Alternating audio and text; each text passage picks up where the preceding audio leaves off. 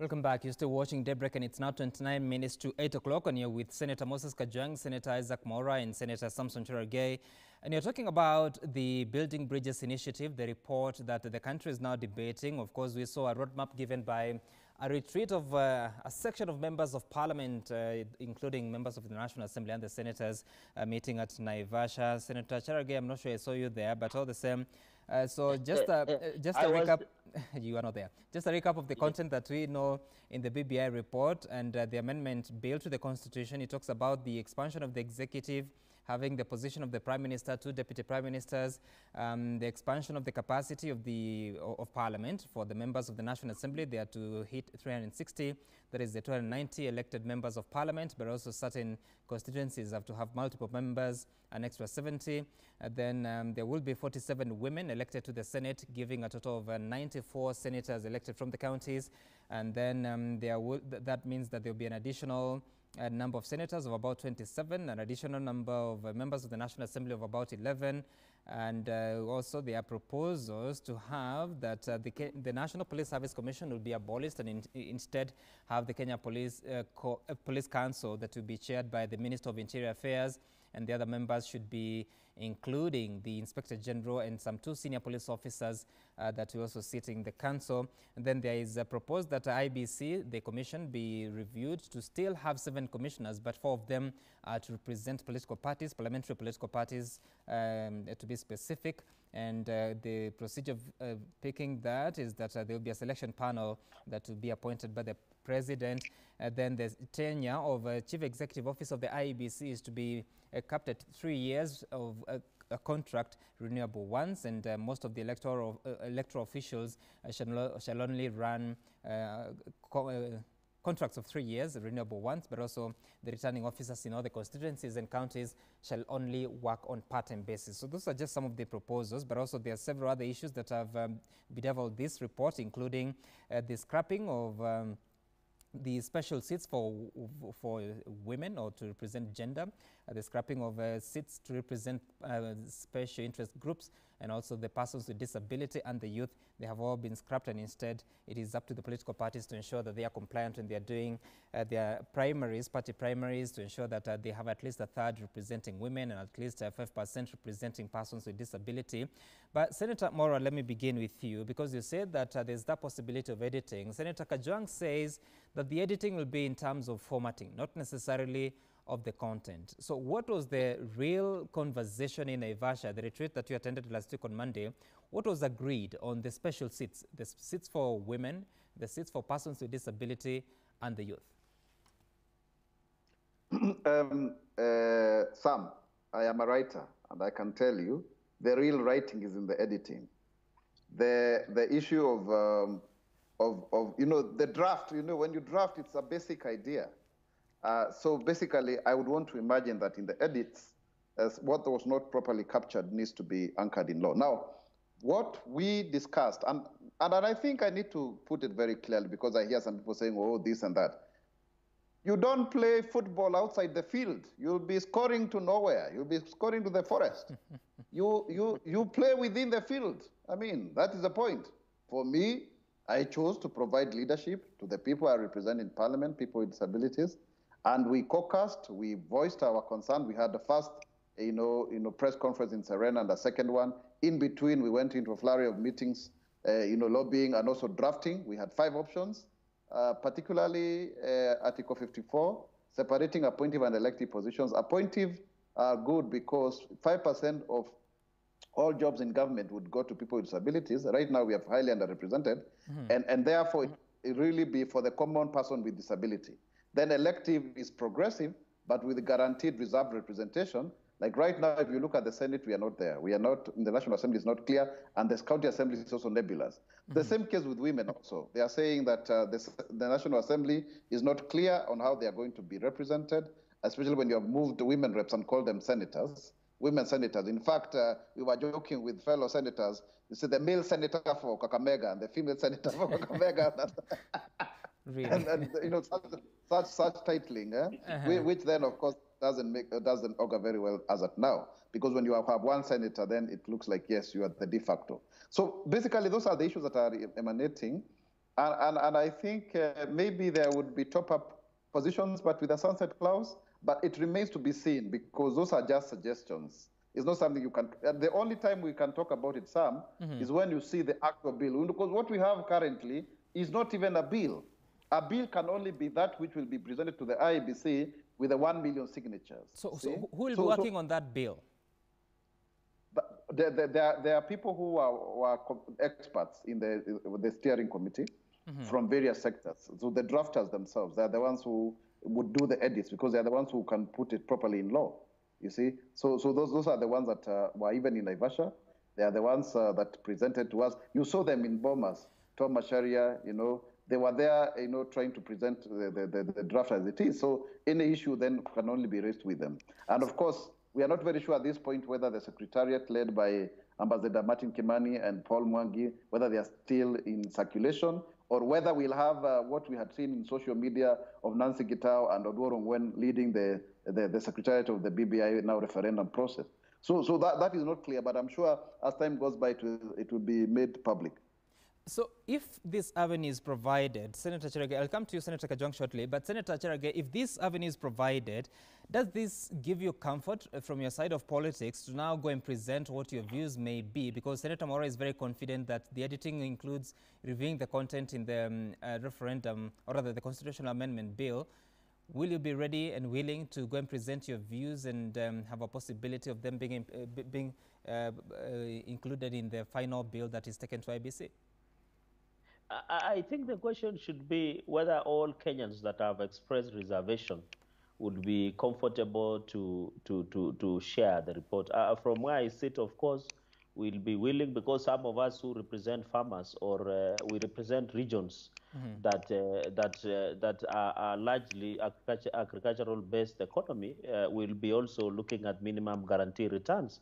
And of course, there are so many reservations. So it is not about us or what the Deputy President did say. You have even pastoral community, people living with disability, and I'm happy Isaac Mwaura is presenting a serious issues. But the question should be, in Kenya, we have 4 special interest groups. We have youth, women, people living with disability, and marginalized. So when you address the issues of women as one of the special interest group, what happens to the other 3? So when this process will come, and I want to thank Mwaura for being forthright, because he's the one who attended the Naivasha retreat, and he looks like he's the man of the moment. He's in thick of things, that he has agreed that let us amend. And that was the first. You remember, even the Deputy President was being booed at the bombers of Kenya when he tried to express reservation. But I'm happy, despite that there was some resistance from people who want to reduce this to a political contest. I'm happy even the president and other players are now retreating back and saying, you remember also the NC party leader, Musalia Mudavadi, did express his reservations in Bomas of Kenya. So I'm happy that finally all leaders and all Kenyans who had reservations about this validated BBI document now have a chance to give their input, and will be more than happy and excited to be part of the process of having a document that will be acceptable across board. So when this is done and open, we'll be ready to submit our issues and many other aspects, from the Senate to minimum guarantee returns for farmers. You remember farmers, maize farmers, tea farmers, coffee farmers, dairy farmers. We have been having challenge of agricultural-based economy going down. So we'll be excited to put these things into perspective so that our farmers from where I don't know. I am not sure, looking at the amendments that have been suggested in the BBI bill that is seeking to amend the Constitution. I'm not sure how, or your interest about the farmers and others that will be incorporated there. But Senator Kajwang... But before you go, so that Kenyans can be... You remember even members of National Assembly Naivasha retreat, they wanted the issue of National Constituency Development Fund being factored into the amendment. Or what we are also saying from regions, and by the way, members from agricultural areas through what we call minimum guarantee returns will be meeting tomorrow in some part of this city to discuss. So what exactly do you want the Constitutional Amendment Bill to say about the interest of farmers? You know, Sam, we were just talking about America. When you go to America, they have protectionist policies that protect farmers from exploitation and guard them from vagaries of weather or where there is drought. So what we wanted to do is that to ensure that there is a buffer zone, so that what we call minimum guarantee returns where you ensure that farmers, when they don't just spend a lot of input and get minimum input. And, So what we are that's what I'm that asking, Senator Cherargei, because you have a constitution with its 260-something articles. What article do you want to amend to guarantee what exactly you're talking about? I'm just using an example where in the proposed amendment by the National Assembly, they say they shall be established national government the constituency development fund, and they say others will be sorted out by legislation. Also, we'll be saying they will be, especially on issues of, we can even use issues of the public finance. We shall say there shall be minimum guarantee returns to all farmers in this country. Then we can just leave it on that and go now to Parliament and ensure that necessary stipulations are in place. You remember there is agricultural reforms from the sugar, tea sector, maize farming, and many others. So we will just put a clause in the Constitution, not to be specific that we are putting the pricing of coffee or maize, but we shall be saying there shall be minimum guarantee returns. This is to caution farmers so that when vagaries of weather and economic challenges come in, they don't need to get the beating, yet they are the ones who provide a lot of support in this country in terms of food and many other aspects. Senator Kajwang, when I look at a schedule that Citizen TV has received, it shows that between the 2nd of November, which is last week on Monday, until the 2nd of December, you should be busy with public outreach and signature collection, so that after the 2nd of December until the 9th of December, you will be preparing and submitting signatures and bill to IEBC. I'm not saying you, but the BBI process. So when you hear the suggestions coming from Senator Maura and Senator Cherargei, where do all these fall in the schedule that has been presented that would appear to suggest that by the 6th of June 2021, then the referendum must have been held according to those timelines?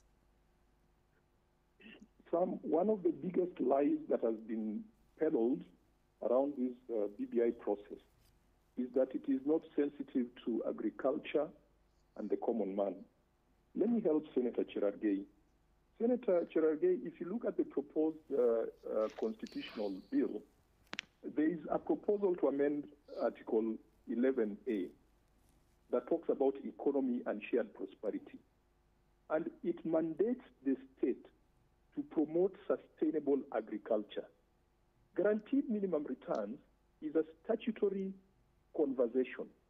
You cannot set that in a constitution. You can only set the broad principles. And for once, we have a proposal that the state must guarantee sustainable agriculture, and the proposals go beyond and addresses a matter of great concern to the youth. It mandates the state to establish a digital infrastructure. So, Senator Cherargei, I invite you to read page 57 of that report. Your concerns around agriculture shall be answered.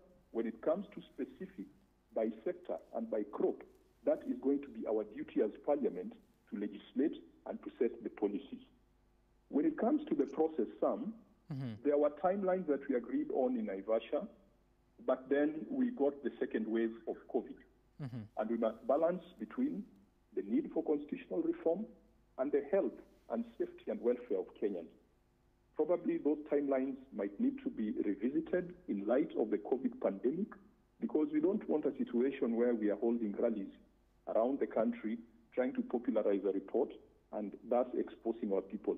But I do believe that through town hall meeting, it is possible for us to collect signatures so that we can present the draft bill and the 1 million signatures to IBC, because there is a date that is not changing. The date of the next general election is not changing, and there are certain changes that have to be made to ensure that the next general election is done in time. Finally, Sam, the biggest concern is this. When you talk of an uncontested referendum, what are you saying? Are you talking about a referendum where there will be only one answer, which is yes? Referenda, by their nature, involves a robust conversation in the public domain where those people who agree will say yes and those who disagree will say no. You cannot be caught up in analysis paralysis. The people who are now calling for amendments and enhancements have been part of the process. Some of them even appointed members to this BBI task force. Some of them deputized the president, who has taken a position on this process. So what is it that they want included at this point? I do believe that as we draft the constitutional bill, And the conversations going on today at the Council of Governors, with county assemblies fora, with parliament and political parties are good enough to ensure that when we draft a bill to be presented to the IBC, it is a bill that is reasonable, it is a bill that can be applied. This process is not going to solve all our problems overnight. There will still be need for further constitutional and statutory amendment, and that mantle and that baton now is given to us who are in Parliament to ensure that those grey areas that have not been addressed in this process, that it is an ongoing conversation because Kenyans have got so many problems that cannot be solved. There is no silver bullet that is going to solve those problems overnight. This is going to be a long-drawn conversation, but we need to get to a referendum so that we deal with the first urgent issues, and whatever remains can be dealt with in Parliament or through further constitutional amendments, because the Constitution allows referenda to be held at any time when society identifies the need for a referendum. Senator Cherargei, I get confused, and I bet some Kenyans may feel so, because when I asked you about reviewing the document, you said that the editing can only be done for the sake of format. Now you're saying that there's that possibility because there are people that are going on with conversations, be it the governors. But let me be specific. How will the protection of the interests of gender, the persons with disability, and the youth be assured in the bill that is eventually taken to the people and IEBC? I think the person who mentioned that was Senator Mwaura. No, just hold on, Senator Cherargei. This is a question to Senator Kajwang. How will that be entrenched or assured in the bill that the people will have to vote on?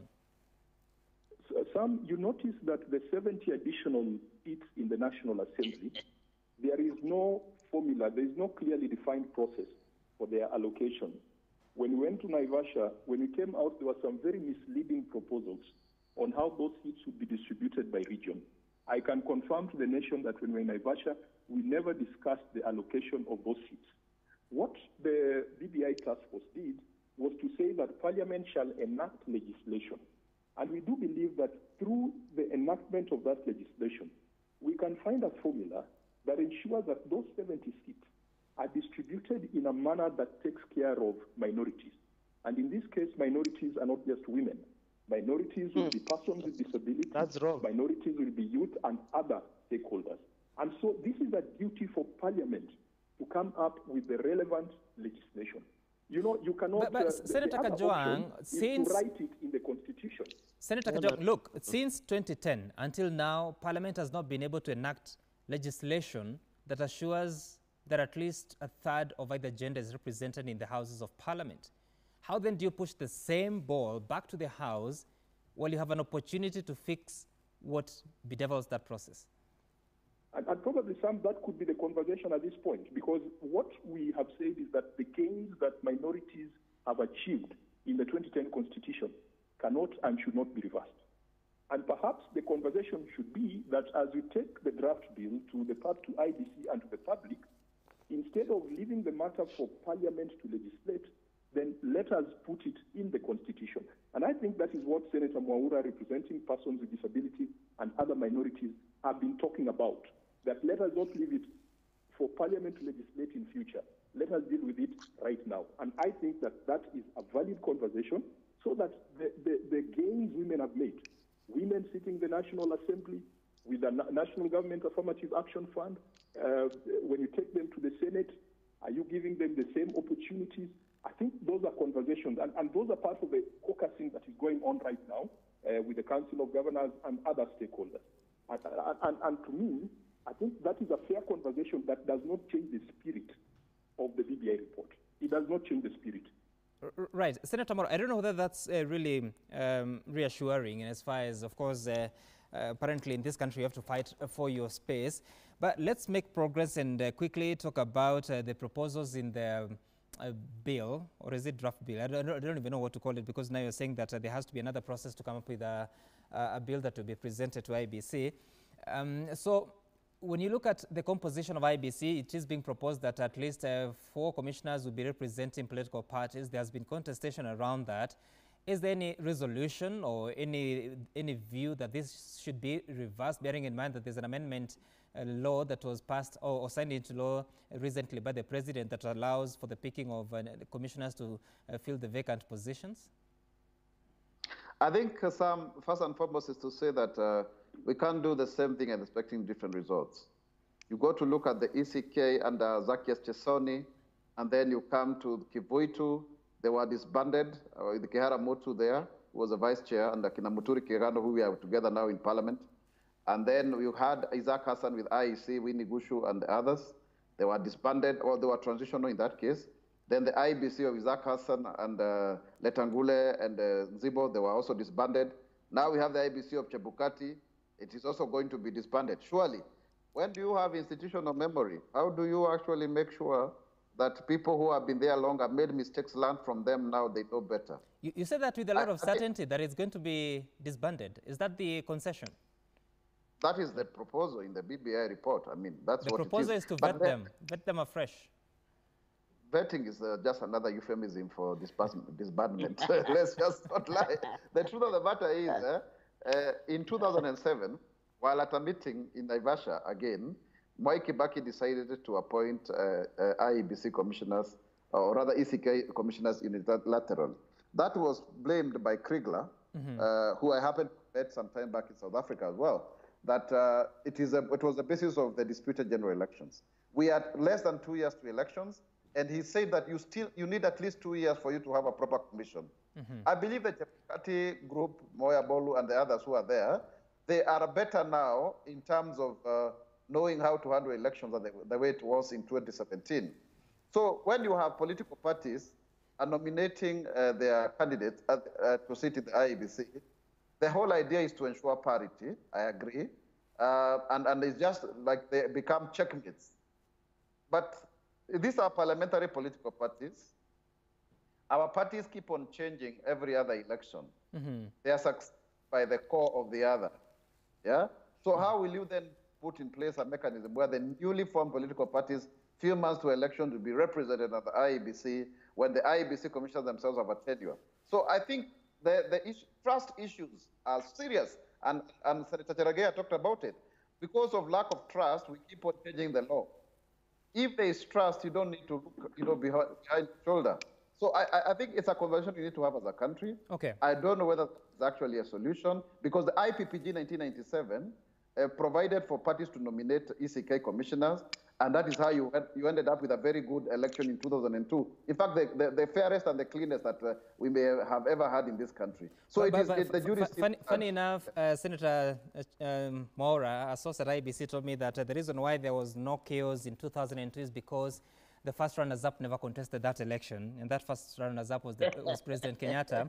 But at the same, this is a conversation that we continue to have. Later on in the night, we'll be speaking to, or we spoke to the members of the commission, that is Wafula Chebukati, the chair, Commissioners Boya Molo and Professor Abdi Gulie, on what they think about the BBI proposals. They are saying that they are ready to be vetted, but also saying that we should not have political parties or politicians sitting within the commission, sitting in the commission.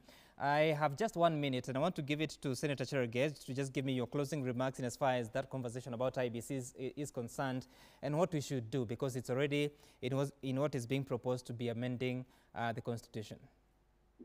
Thank you, Sam. What I can say about IBC after sitting with them for almost 3 years after audit of 2017, they still have unique challenges. One of them is the issue of technology, the issue of managing elections, and the issue of ensuring that they have enough resources. I think IBC should be independent.